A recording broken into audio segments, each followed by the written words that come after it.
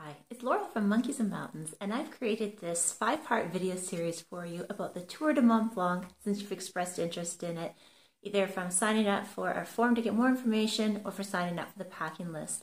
So in each of these short videos, I've just got a few tips for you that if you do decide to do this epic trip, which I highly recommend, will just make your trip a little bit easier.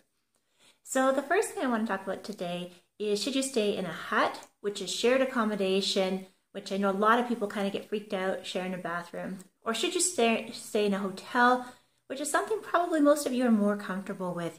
You get your own room, your private bathroom, all of that. Okay, so there's a few different things to consider. When we did it, we mostly stayed in the huts, and I'm really not a dormitory person either for the most part, to be honest. When I'm traveling, I would never stay in a hostel.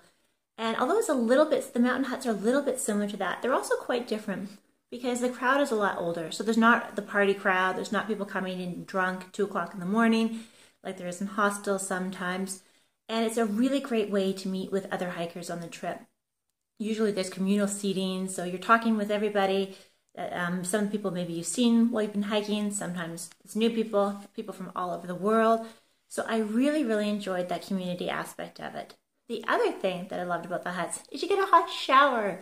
I'm from Canada originally. When you hike in Canada, not only are there not huts, there's no hot showers. So you're really stinky for a few days. So even if you stay in the huts, you can have a hot shower, an incredible meal. Obviously France and Italy especially are known for their incredible cuisine.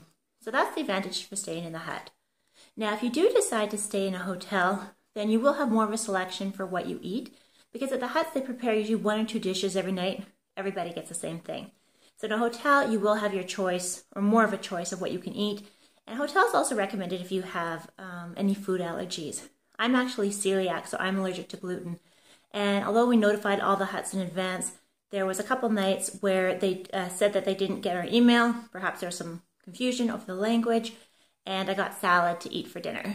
And if you've ever hiked for 8-9 hours, you can imagine the last thing you want to eat is salad. I wanted something really filling, and salad didn't quite do it.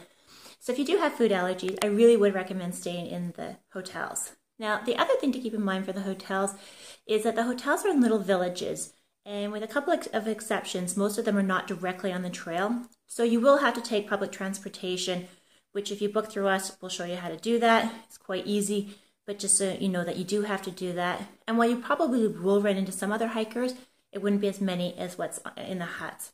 So it's really up to you in terms of what kind of option works best for you. There's pros and cons to both, but I can assure you for the hut option, even though we say dormitory style, hostel style, don't be scared of it, because everyone's more or less going to bed at the same time, everyone's getting up at the same time, and like I said, it's an older crowd.